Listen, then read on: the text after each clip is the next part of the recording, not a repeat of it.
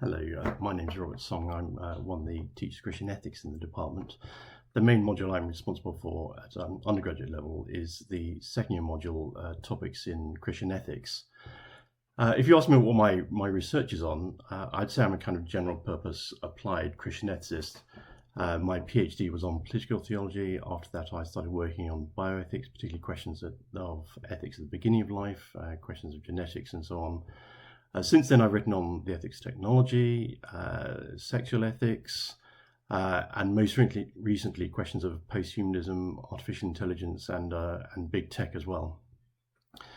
I've also been involved in a major recent university initiative to see whether we can introduce more about climate change and sustainability into the university curriculum. Hopefully that'll be going ahead in the next while. People often ask, well, what is ethics all about? And I tend to say, well, just look at what some of my students do. And I've got a list here of the kind of things which my third year undergraduates do, dissertations which I've been supervising in the last year. And I've just got some of their titles, which will just give you a sense of what ethics is all about. So here's one: The Ethics of Prenatal Testing from the Perspective of a Theology of Disability. That's looking at the question, thinking about the whole question of prenatal testing. If one approaches that from the point of view of disability and thinking Christianly about disability, what might that all mean for the question of prenatal testing? Here's another. Liberation theology in the Amazon Synod. Last year, the Pope held a synod on the Amazon, and the question the student was asking was, has liberation theology failed, and is the Amazon Synod a way of addressing that? Here's a more historical one: the significance of the levelers and the diggers for the origins of the modern human rights movement. That was 17th century English writers, and the question is, how did they affect the whole way that we think about human rights now? Justice in the New Testament compared with the criminal justice system in modern Britain. This student was looking at questions of restorative justice. I think particularly interesting because this student wants to go into the police force, and she was very concerned to write a dissertation that would really help her think through what it is to be involved in policing and the justice system in modern Britain. Ethical investment in the Church of England. This again is someone who wants to go into the corporate sector, and she's very concerned. How do we think corporates can behave well in the business world, and what is it to be involved in ethical questions? It's a big question in some parts of the city in the square mile, but how can she think that through for herself?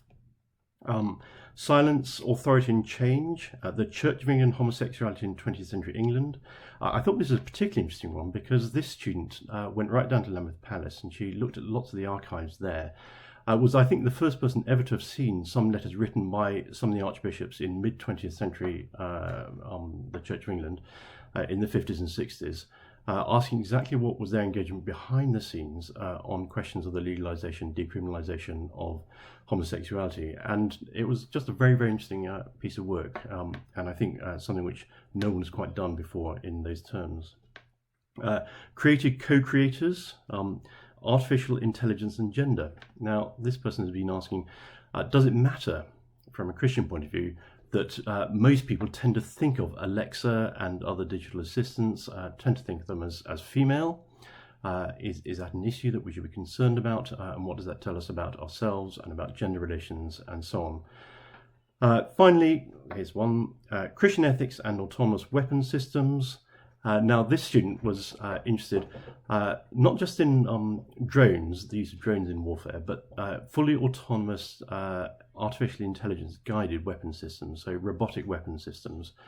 And how can one think about those from within a Christian ethical framework? Again, this is absolutely paving new ground. One of the problems in that case is that no one's written about it from a theological point of view. So again, this is just genuinely very interesting and original work. So anyway, that's the kind of things that we do in Christian ethics. If that's of interest to you, do have a think about it. Meanwhile, keep safe and hope forward to see you in October.